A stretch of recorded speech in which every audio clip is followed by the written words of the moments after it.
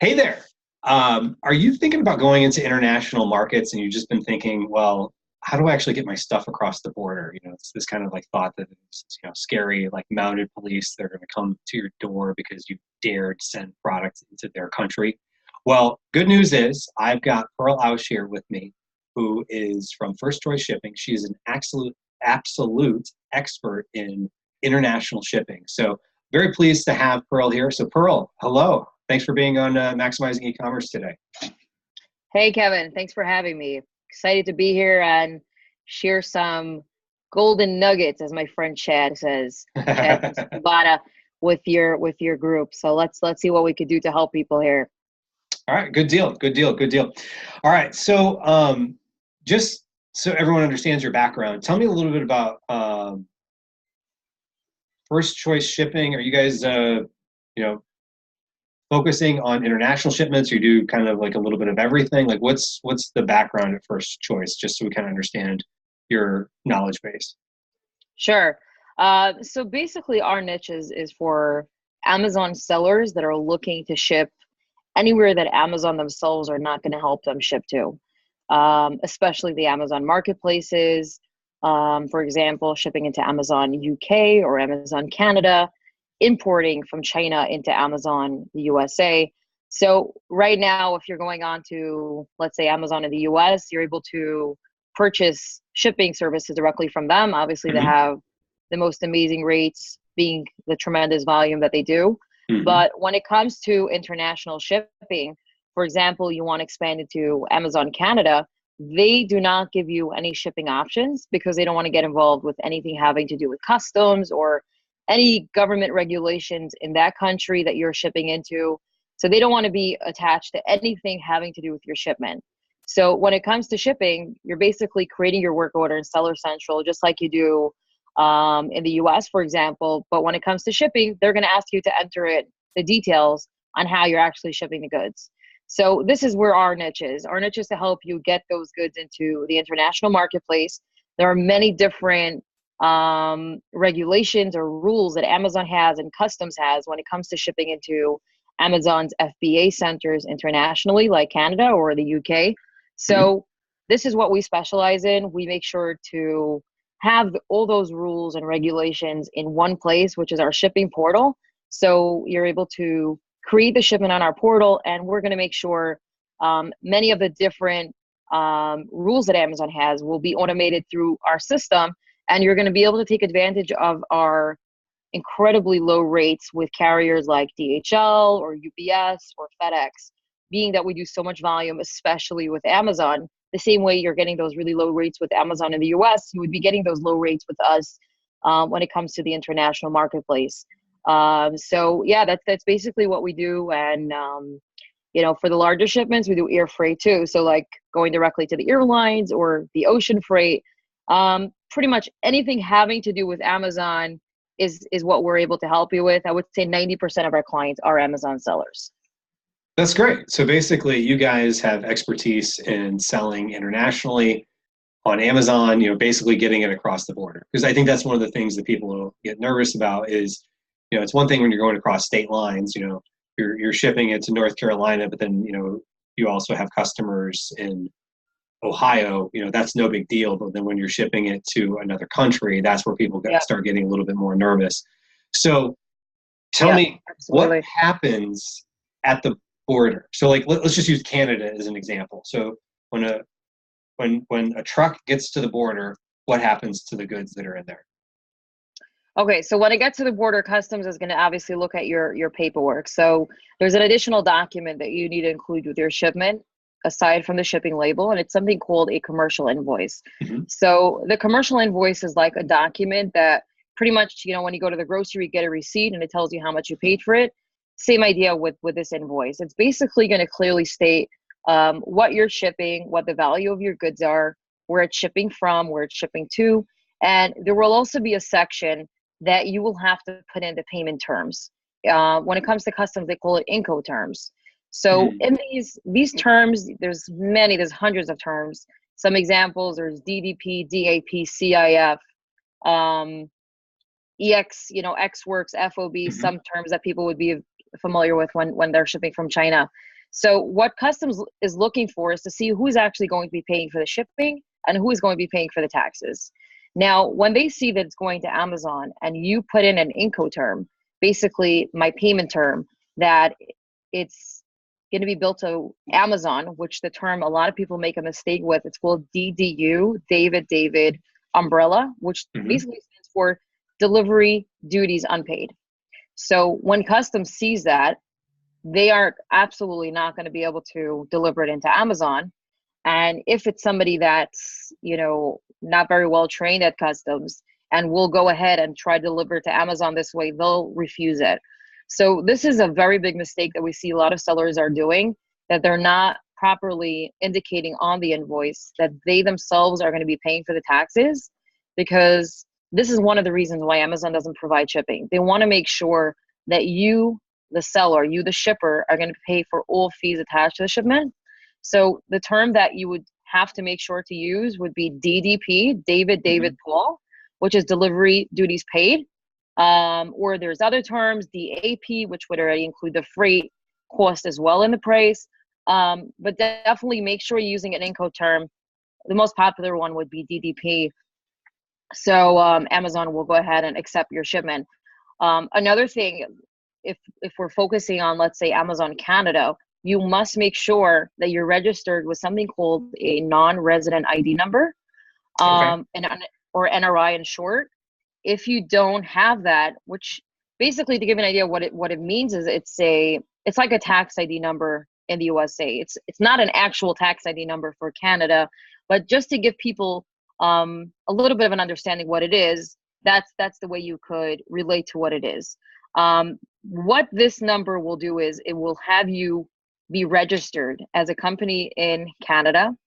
And when your shipment is going through customs, customs will know that being that you have a presence in Canada, you're able to act as the receiver, quote unquote, and be the importer of record. The importer of record is, if you Google it online, the simple definition of it is basically the person that's responsible for the security of the shipment, that they're not shipping anything that's not safe, that they're going to be responsible for anything that goes wrong in the shipment. The only way you could possibly act as the importer of record is if you have a presence in Canada. And the only way of doing that is either if you have an address in Canada that will act as the importer, or if you're shipping to Amazon, the only way they'll accept your shipment is if you actually have an NRI number. So there's other big markets like in Canada that will have that rule. Canadian Tire, Walmart, and Amazon. They want to just make sure customs, when they see shipments going to these locations, they're just going to, I would say almost 100% of the time, refuse your shipment before even trying to deliver into Amazon, because they know already what the end result would be. So just to summarize, because I know I threw on quite a bit of information here. Yeah. So you must make sure, number one, you have a shipping option in place, right? Amazon's not going to provide you with shipping. Number two, when you're actually creating that shipment, make sure you're marking on the commercial invoice that you're paying for the taxes. Use the Incoterm DDP. Number three, make sure you're registered with an NRI number so you could be the importer of record. If you don't have it, Amazon is going to refuse it and return it right back to you. And then you're going to get a bill and you're stuck.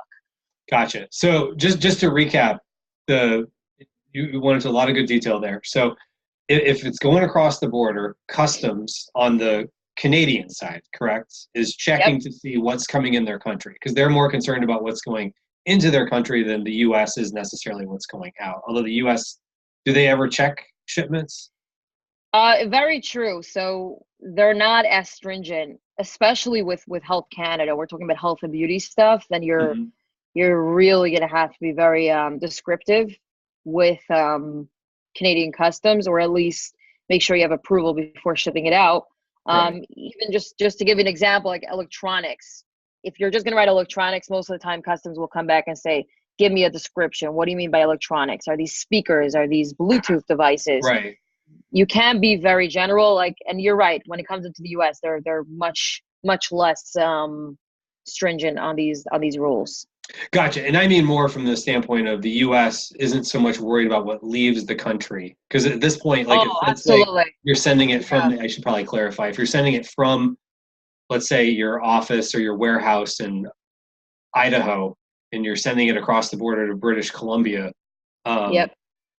the US doesn't necessarily care what leaves the country the way that Canada, because it's not leaving the US. The US is like, oh, it's gone. Whereas the Right. Canadian government's like, okay, now we're taking possession, so to speak, into our country. You know, we want to make sure it's not cocaine or, you know, it is what they say it is. So they kind of know what's happening. So Absolutely. they're checking on the commercial invoice, which is basically just documentation of what comes in, which the reality is we're getting a commercial invoice when something is shipped to us, you know, from our suppliers in like China, for example. So Yeah. they're checking the commercial invoice, and then it goes across, and then um, someone's just checking to say, okay, there's something that has to be paid, right? So what gets paid? Because they want some money to let you in, right? It's not just like come on Absolutely. in. That's it. That's it. Very true. Just to build a little bit on your point, um, another way of identifying what kind of items you're shipping would be by including something called a harmonized code. Hmm. Some people identify it by a tariff code or an HS code in short. So you could technically write down, I'm shipping, let's say, clothing, Hmm. but we definitely recommend including an HS code, which for customs, those codes basically equal a number. Those codes actually equal an item. So Hmm. going back to clothing, for example, within clothing, you have obviously thousands of different codes. You have, shirts, socks, pants. When it comes to adult clothing and when it comes to children's clothing, in most countries, there is a lower tax rate when it comes to children's clothing. So what sellers could make a mistake with is writing I'm shipping clothing and they're not including an HS code. So what happens is Mm. custom doesn't usually open up your box unless they have a reason to. And if you're not clearly indicating what's inside your box, and you're just writing clothing, they're not going to open your box for that reason. So what they would do is they would look on their list of HS codes on how to clear your shipment, and they would take literally the most expensive code they have on file. And in this case, let's say I'm shipping children's clothing, Hmm. and just happens to be going to the UK, shipping children's clothing is VAT free. Hmm. And when I'm shipping adult clothing, there's a 20% tax rate on it. So Mm. don't make that mistake of just including a description and not an HS code, because what's going to happen is if you're really shipping children's clothing, you're wasting 20% of taxes just on that Gotcha. alone. Yeah. So ask your forwarder for an HS code. Ask them for help on that, so you Got it. So save. there's an HS code, like a code or some sort of description, which the more specific you are with the code, the more likely you're going to pay the right amounts. So, like, Exactly. what are the things that they're going to charge you for at the border based on these codes? So they're going to charge you for just the flat tax, Hmm. GST for Canada, or VAT, let's say for most other countries, they call it VAT. Then there's The value duties. added tax. Uh-huh. Correct, exactly.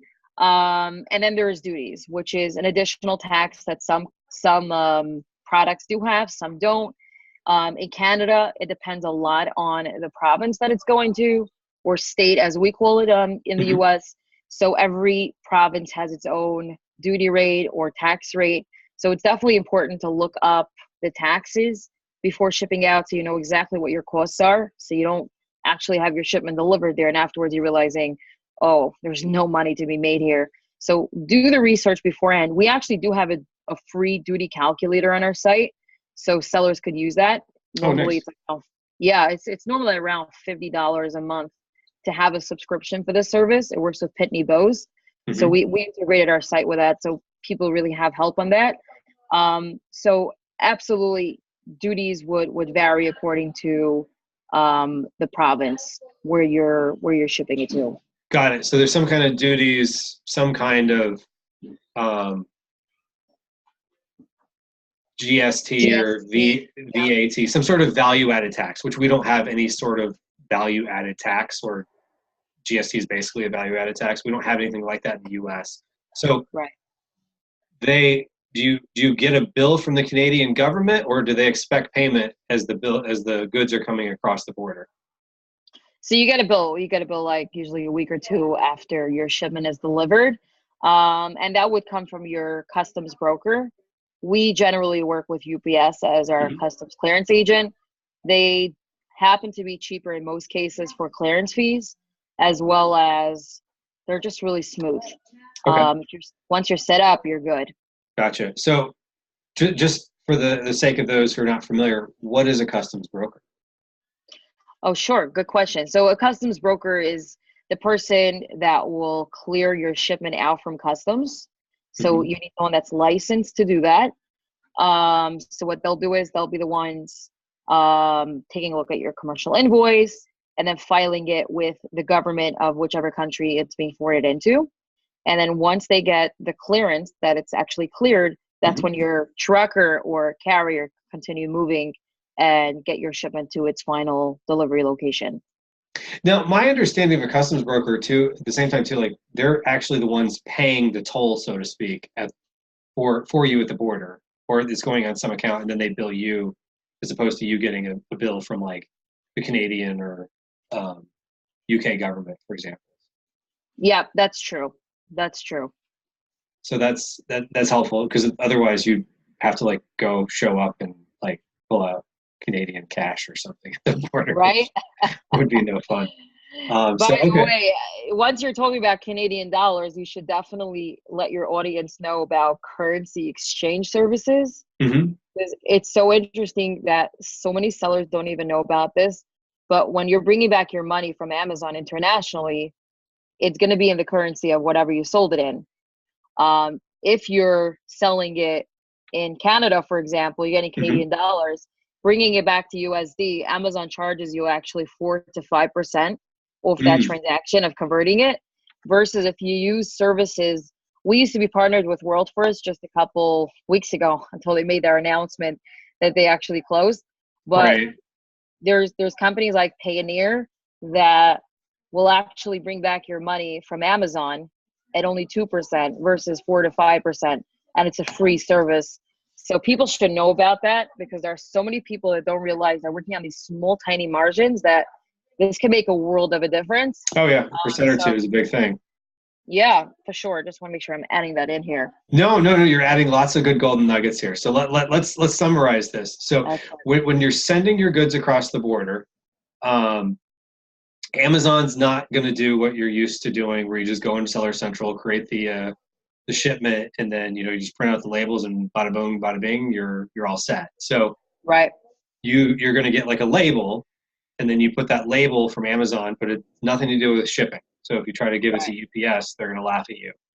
So Yeah. you have to get some sort of, whether it's UPS or some, other trucking company, which first a company like First Choice would help you with, right? Yeah, exactly. They would give you the address, you're going to see it on the FBA label. That's Hmm. the label that you're referring to. So then they would go and purchase shipping from somebody. Um, I would definitely not recommend going directly to a carrier, but work with somebody that has volume already so you could take advantage of their rates. Um, with us, it's 60 to 80% off the carrier's rates versus going directly, which is crazy, Yeah, which we that's a good talk point, about, you know.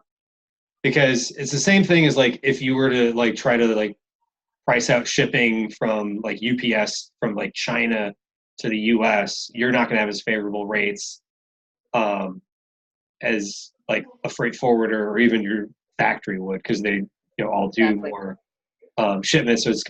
So it's the same thing you're saying. So um, Yeah. okay, good. So you work with another company to help you get your shipment across, and then somebody pays the goods or whatever, whatever happens, or sorry, not the goods, but somebody pays for whatever is needed to clear the goods, whether it be GST, VAT, so ABCD, whatever the government wants, and then you just get a bill for it. Um, and then it gets from that point taken on to Amazon, and then Amazon has it up there for sale with whatever listings you've created, assuming you have an account and all that. One of the good things is, as long as you're registered for value added tax or GST or whatever, to collect it, you can then file, and just like with sales tax, Amazon collects it for you. You can, unlike in the US, you don't have any input credits. In these countries, whatever you pay at the border becomes an input credit. So that helps offset some of those costs of what you're actually paying at the border, because it kind of evens out in the long run. So that's awesome. So what mistakes do you see happening? Oh, sorry. I'm gonna just interrupt you for 1 second, because what I found some sellers' pain points was when you were talking about the taxes. You have to get a receipt, or basically proof showing that you paid those taxes when it was imported into the country. So there's something called a B3 form. Make sure with your forwarder that they're going to be able to provide that for you, because if you're not going to have it, basically you're going to be paying taxes twice. So be very careful with who you're using, and make sure that you're not using some shady supplier's shipping that he's basically shipping on a consolidated account or consolidated shipping. So they're getting their own credit there. Yeah, they're not. I see what you're saying. Yeah. Yeah, that, and also they're not going to have an invoice to show you, because your shipment might have been shipped along with who knows how many other shipments. So make sure that it's done in a proper way, because I've had clients in the past that came from other sources and they were stuck with this issue. So make sure that that's one of the questions that you ask when you're vetting a new forwarder for your international shipments. Gotcha. Okay, that's all very helpful. Okay, so what other issues do you see that like things get hung up at the border, so to speak, that like, you know, it should ideally, from my experience, clear pretty quickly across the border, but what do you see are kind of the issues? Right. People over declaring. Basically, people don't realize this, but you should be putting in your cost and not what you're selling it for when you're shipping into Amazon. And this is when you say put in your cost, where are they doing this? So when you're declaring your value, right? When you're writing out your invoice, don't put in what you're selling it for, because then your shipment is going to be valued at who knows how high. And then sometimes these type of shipments get flagged just because they want to do a security check, because wow, that shipment is like $30,000-$40,000. Yeah, so let's make sure that things look fine. But in reality, that's maybe what you're selling it for. But you should only be putting in your cost because Amazon is selling it on your behalf. So number one, you're going to be saving taxes, obviously, right? You're paying off a much lower value. And number two, higher value shipments doesn't always happen, but it could happen that it would take a little longer to clear from customs just because it's a higher value shipment and they might want to do an inspection or take a look at what's going on inside. So make sure, very important, shipping into Amazon, put your costs when you're shipping to your end customer. If you're doing merchant fulfilled, then put in what you sold it for, because the goods are already sold. Okay, good. So if it's FBA, do whatever the value is of what you paid for the goods. And if it's FBM, billed by merchant, then you would just do what the customer paid. But exactly what I would recommend people do is register for, you know, whatever the NRI, the non-resident importer, and the GST in Canada, if you're going to sell in Canada, so that way you get the benefit of being in the warehouse. And you don't have to start with, like, you know, if you're doing 1,000 units for products, you could just take like 50 of them to start and send them to Canada. It doesn't have to be huge numbers to start, so you can mitigate some of that risk. And, you know, I would suggest that, you know, people just get started, because it just adds additional money into your account, and you get paid 2 weeks. And, you know, absolutely, like there's companies that can save you on some of the exchange rate, and sometimes people get, you know, concerned about the exchange rate, but at the end of the day, it's sixth grade math. You know, it's just ratios. So if it's that old show, Are You Smarter Than a Fifth Grader? Well, you can prove you are, because you'd be doing sixth grade math instead of fifth grade math. 100%. And from the Amazon, we're actually recommended by Amazon. I don't know if I said this earlier. We're recommended by Amazon for shipping into Canada or any Amazon international market. They did tell me that your listings will do 80% better if you're doing FBA versus merchant fulfill. So it's a no-brainer. It's a no-brainer to do FBA. It's so much simpler. If you have the process down pat, you have, you know, your T's lined up, there's no reason why you should have a struggle with this. And you're going to do way, way better than merchant fulfilled. Those orders come in like snails, you know, it can't compare. You cannot compare. Yeah. And the nice thing too is like, you know, sometimes people get like all intimidated because like, oh, it's a different country, the money's different, I got to ship it across government officials that are going to like be mad at me and throw me in jail, which, you know, as long as you're acting in good faith, you're Yeah, going to be fine. And so absolutely. my suggestion is, you know, work with a reputable freight forwarder. So for example, I know you guys are on, like you said, on Amazon's page. And, you know, you guys have done quite a few shipments. You know, I know we've worked together on some things with some folks, and I I would say just work with someone that can help you figure out what it is. You don't have to reinvent the wheel. And you know, if you're looking to expand your empire, you know, going international is one of the easiest ways to do it. As much as we want to build our brands off Amazon, which I think is important, but use Right. the tools right now. And right now, it's basically like the Wild West in some regards. You don't have. I see people doing 10% of their U.S. sales in Canada, sometimes even more. Last year, I did about 13%. Yep. Um, and That's I a was real number actually from Amazon. I heard that number too. That's Yeah, real. yeah, and that Yeah. seems to be pretty much Amazon quotes that. It seems to be anecdotally what I see with other sellers. You know, Beautiful. I mean, like on the low end, maybe somebody will say like 8%, but like that's just new customers you're getting with just Yeah. basically throwing a listing on, turning on some PPC, and just letting it run. You don't have to do like I don't know people that really do giveaways and all that other stuff in Canada like people do in the U.S. So Right. it's a It's fairly easier. exactly, It's exactly. less saturated. There's way less competition there. So it's so much simpler. 100% agree. Yeah, and, a lot of the foreign marketplaces, because, well, I mean, we've got Silicon Valley here in the US, so the US has always been kind of on the cutting edge of e-commerce and Right. online selling, whereas the rest of the world's starting to catch up. So there's actually a little bit more growth internationally than there is in the US in a lot of regards, because, you know, the Interesting. people are, there's still growth in the US. Say Hmm. there's not, but yeah, so any closing thoughts here, Pearl? Any closing thoughts? One more tip, if I could share. Please. Okay. Make sure you have a plan in place for your returns. Most people don't think about this. But the same way Amazon doesn't give you shipping options going out of the country, they Mm, can't reverse your logistics either. So returns that are there to stay if you don't have a warehouse that you could ship your goods to. So either the warehouse could ship it back into Amazon if the products are new and just re-sticker it for you, or ship mhm. it back to the States.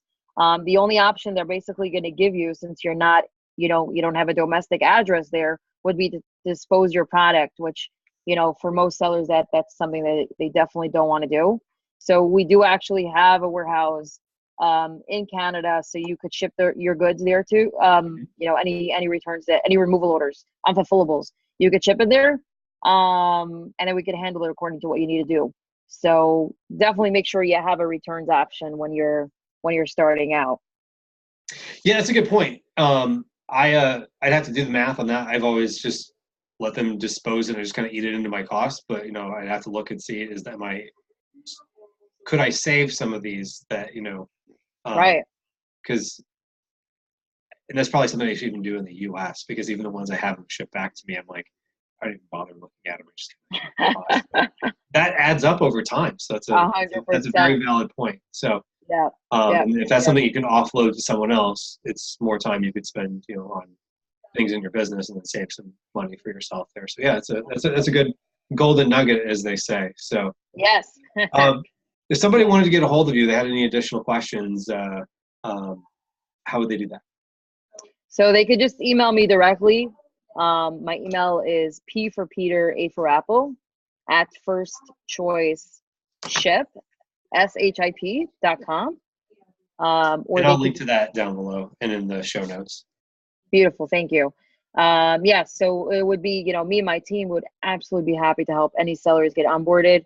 And special for you and your viewers, we would do the NRI registration for free. I know there's many firms out there that will charge quite a bit to do that. I've seen as close as to $1,000. So Mhm. we would be happy to help out with the registration, get that done free of charge. That takes a couple days, and once you have that, you're ready to start shipping. So it's so easy to make it happen. Like you said, the cultures are similar there. They speak English just like us. Mhm. So it's just Except about for looking at Quebec. your product. What is it? I said except for Quebec. Yes. Very different culture, right? Oh yeah, yeah. But for the most part, yes. I'm sorry. Go Yeah, ahead. yeah. They speak French a bit, but in general, it's an English market. It's so simple to go ahead and get started. So me and Kevin could absolutely make this happen. So just make a phone call or send a quick email, and we'll send you instructions on how to make it happen. Good deal. Good deal. Well, thank you so much for being so giving with all your knowledge. You definitely have a lot of passion for shipping internationally, and I can tell that Yeah, that definitely shows. So thank you for helping to demystify some of that. And sure. if you're watching this on YouTube, feel free to leave a comment down below. We'll do our best to answer whatever questions you have. And of course, you can always reach out to Pearl. If you're listening to this by podcast, you can head over to YouTube and leave a comment. Or you can always, as I said, email Pearl directly. So thank you so much for being on Maximizing E-commerce. Thanks for having me. Take care.